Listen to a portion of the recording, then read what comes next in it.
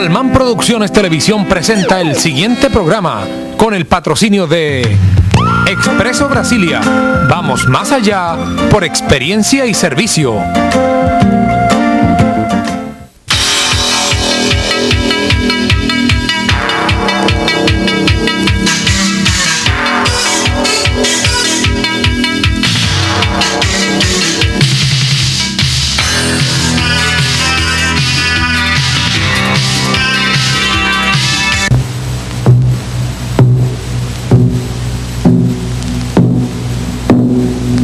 La guerra es cruel y uno aprende bastante en la guerra.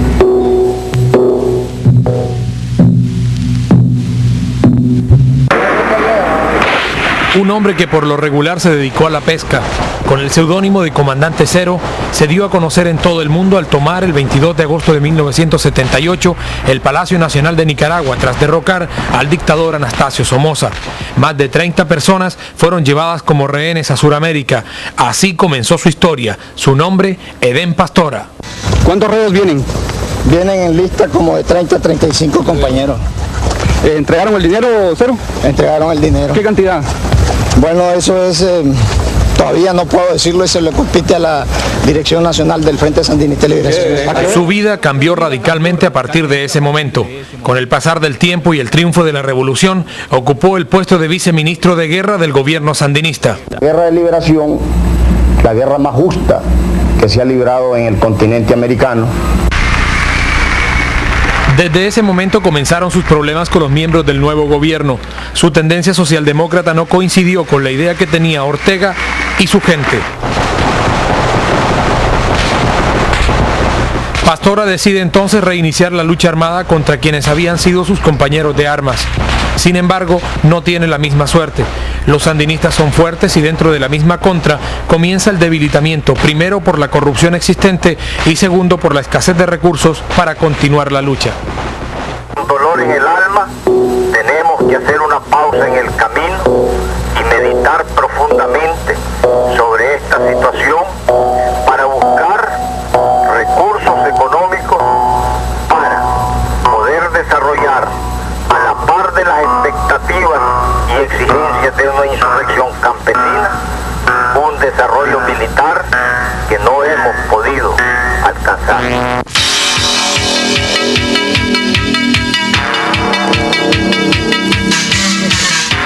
Señoras y señores, muy buenas noches. Bienvenidos a este otro programa sobre la situación centroamericana hoy.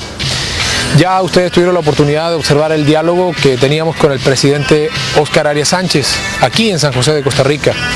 Y hoy tenemos también la oportunidad de dialogar con una persona que es historia, es presente y es futuro dentro de la situación centroamericana. Se trata del comandante Cero, Edén Pastora, quien gentilmente ha accedido a dialogar con nosotros. Señor Pastora, en primer lugar, bienvenido.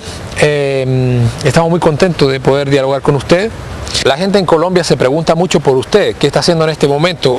Está como quieto, está como callado. La verdad es que no hay mucha noticia de su persona sobre alguna actividad en Centroamérica. ¿A qué está dedicado usted en este momento? Bueno, como nosotros fuimos los únicos que no robamos, que quedamos pobres, como siempre hemos sido, nunca hemos tenido ningún bien económico. Por la lucha, por la sobrevivencia en el exilio que dura, pues hemos tenido que mezclar la profesión y el deporte.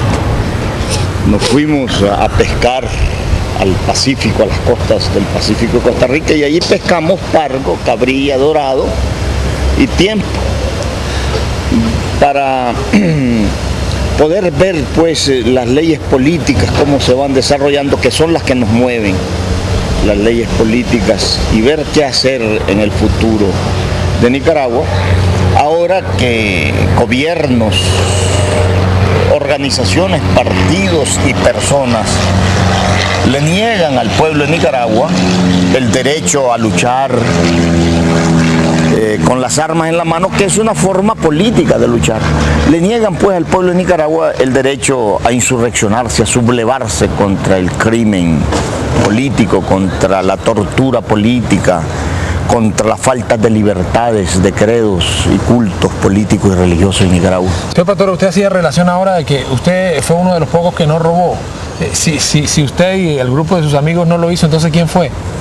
Bueno, la contrarrevolución, los jefes de la contrarrevolución, que aumentaron sus cuentas en los bancos, compraron mansiones en Miami, carros de lujo, viandas, pasajes en aviones, etcétera, etcétera. Esos fueron los que se quedaron con el dinero que gobiernos y pueblos dieron al pueblo de Nicaragua para la lucha contra el totalitarismo. Usted ha dicho que la Contra se ha profesionalizado, o sea, como una institución que se dedica a criticar al gobierno sandinista, pero que no hace nada por obtener la democratización del pueblo nicaragüense. ¿Cómo así? Es cierto eso. La contrarrevolución sabe que de posiciones contrarrevolucionarias, y cuando hablemos de contrarrevolución, hablemos de la contrarrevolución que está en Washington, de la contrarrevolución que está en Miami y de la contrarrevolución que está en el Honduras Maya, en Tegucigalpa. No así de los combatientes, que aunque se les dice o se llamen contrarrevolucionarios, en la práctica, que son campesinos, que son obreros, que son estudiantes nicaragüenses, no son contrarrevolucionarios. Pero la dirigencia es contrarrevolucionaria y es antisandinista. Nosotros somos en el sur revolucionarios y somos verdaderamente sandinistas, porque lo que está en Managua no es ni revolucionario ni es sandinista. Mire, en la historia del proceso revolucionario de Nicaragua uno siempre se pregunta esto: ¿por qué, si el comandante Cero fue quien ideó, fue quien motivó al pueblo nicaragüense a sublevarse contra Somoza, que fue quien estuvo en el campo adelgazando, porque entre otras cosas lo vemos muy gordo ahora, si fue usted quien impulsó de una u otra manera la revolución, ¿por qué lo nombran en el año 79, cuando se consolidó el proceso sandinista, viceministro? Bueno, hay muchas razones. La política norteamericana, que nos obstaculizó el avance en el Ostayo, en el sur, para que las otras fuerzas de izquierda avanzaran hacia Managua y tomaran Managua antes que nosotros llegáramos, lo que el expresidente Rodrigo Carazo Odio le llama la Berlín tropicalizada de Managua, que impidió a Estados Unidos que las fuerzas democráticas entráramos primero a Managua a tomar el poder. Esa fue una de las razones. La otra razón, pues, las diferencias ideológicas con la dirección nacional, que me consideran un reformista, que me consideran un mediatizador, lo que en el mundo se conoce como un socialdemócrata. No hay peor cosa para un extremista de izquierda pues que un socialdemócrata. Entonces siempre me pusieron obstáculos. Otra ley fue la dinámica histórica, que los comunistas le dieron el apoyo económico a los radicales de extrema izquierda dentro del frente, y los demócratas no nos dieron a nosotros, los demócratas del frente, el apoyo económico. Entonces se dio un fenómeno que siempre se da en estas cosas, que el apoyo económico del apoyo político, y así el frente, la dirección, tomó el apoyo, la conducción política de la organización, y nos fueron marginando poco a poco esta otra ley política, que nosotros no luchamos por posiciones de figuración o de mando.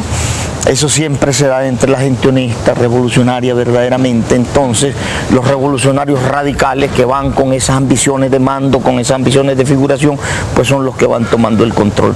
Es una serie de leyes políticas.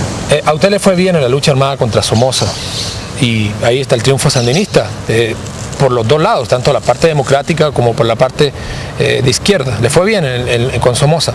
¿Por qué no le fue bien con los sandinistas desde el punto de vista armado? Porque... ¿Podríamos decir que usted fracasó? No. Si creemos que lo militar está sobre lo político, sí sería un fracaso, pero cuando nosotros defendemos que lo político está sobre lo militar, creemos de que fue una victoria. Hemos demostrado al mundo nosotros que teníamos la razón.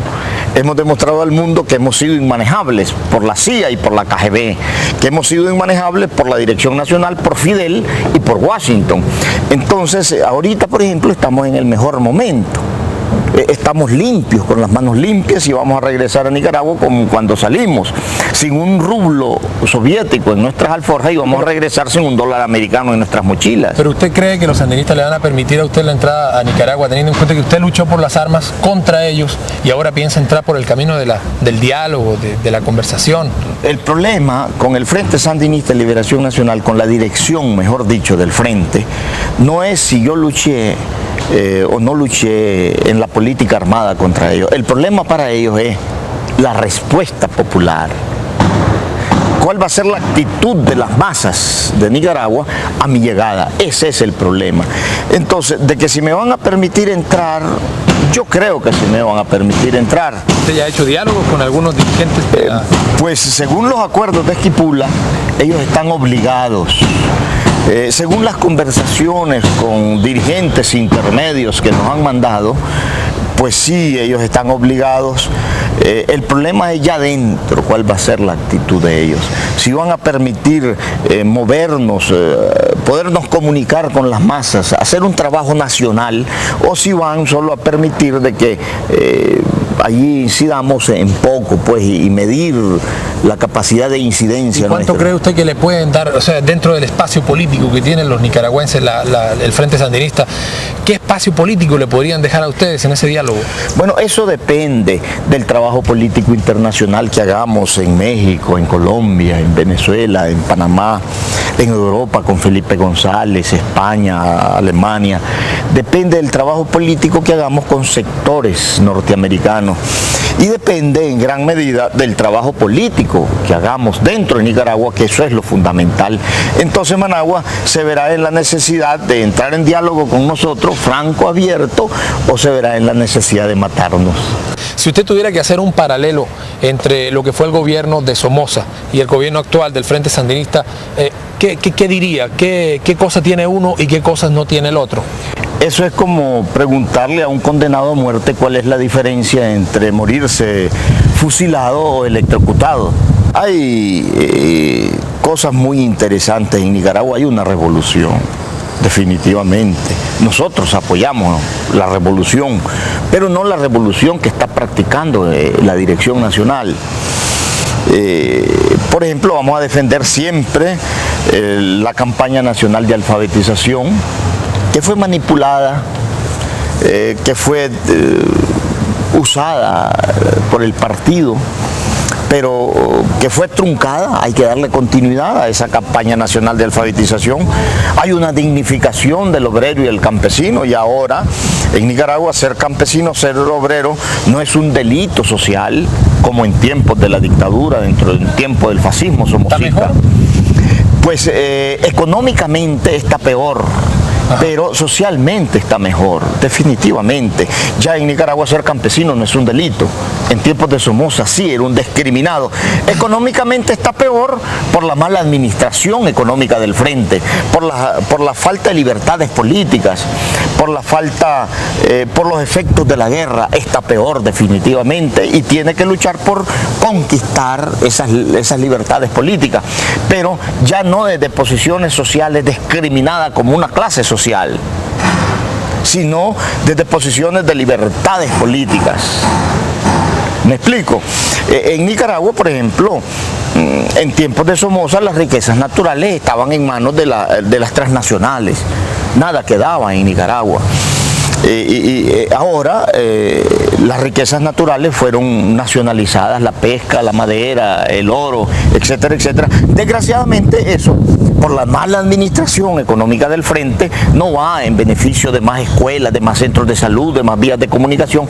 Todo está en función de la guerra, por la guerra de Reagan también, no la guerra de nosotros los nicaragüenses, que no nos dejó luchar. Respóndame brevemente, ¿cómo está la situación, cómo ha influido la política norteamericana sobre Nicaragua?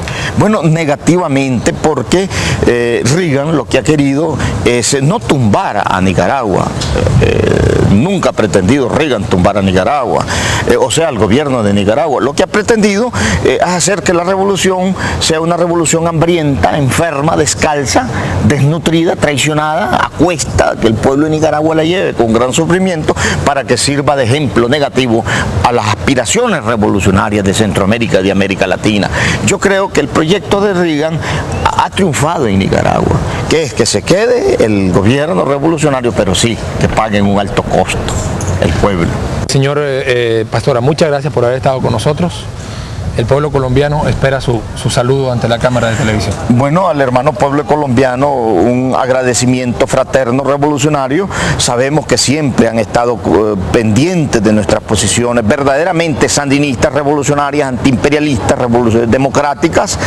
Se los agradecemos, ese apoyo a la prensa, a todo el pueblo de Colombia.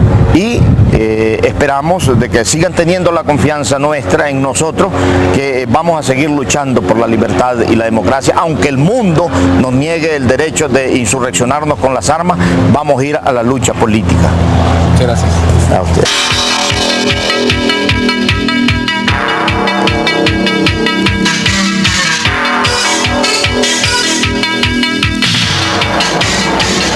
La Contra como organización se encuentra hoy aniquilada. Como dijo Pastora, es una institución que adquirió carácter vitalicio y corrupto. Quienes sufren son los que están en el frente, en las fronteras de Costa Rica, Honduras y Guatemala. La ayuda norteamericana fue suspendida.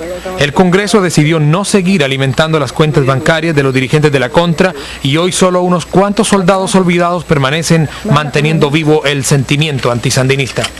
A nivel internacional se ha denunciado el manejo económico de los recursos, de los dólares que han dado los Estados Unidos a la Contra nicaragüense.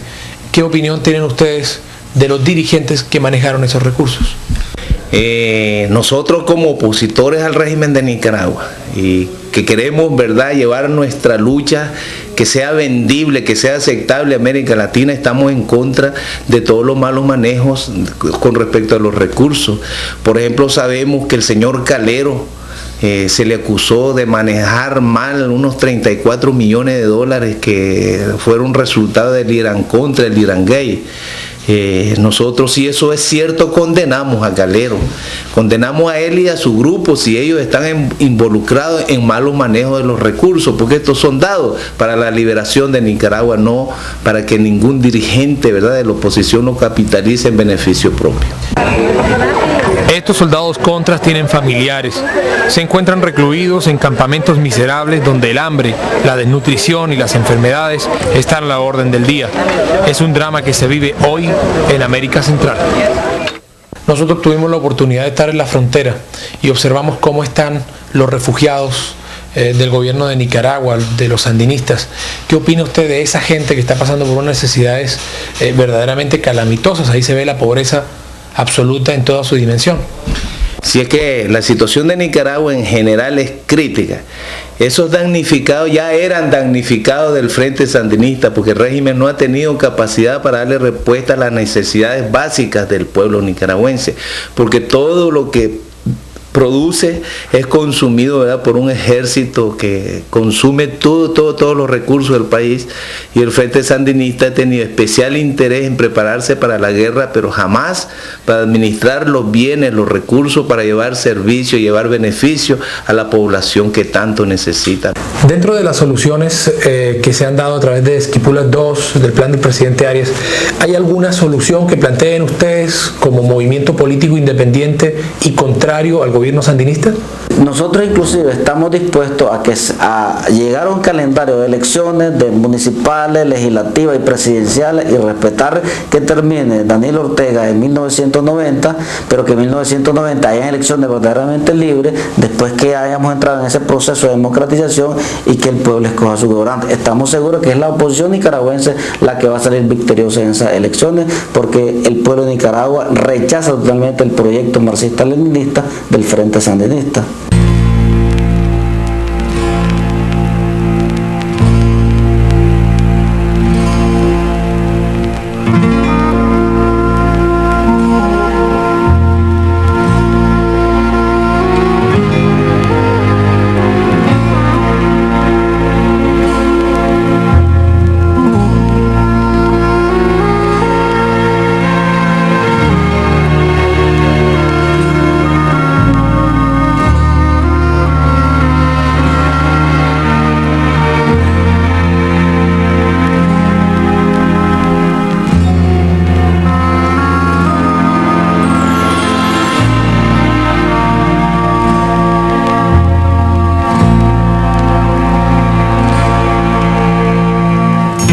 estos son los rostros de la guerra.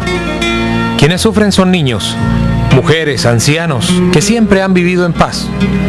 Este ambiente bélico es nuevo y a la vez extraño para ellos. Son quienes pagan el precio de los conflictos bélicos por confrontaciones ideológicas. Agradecemos a todos ustedes la sintonía a estos programas especiales. Esperamos seguir analizando temas tan importantes en próximos programas. Feliz noche.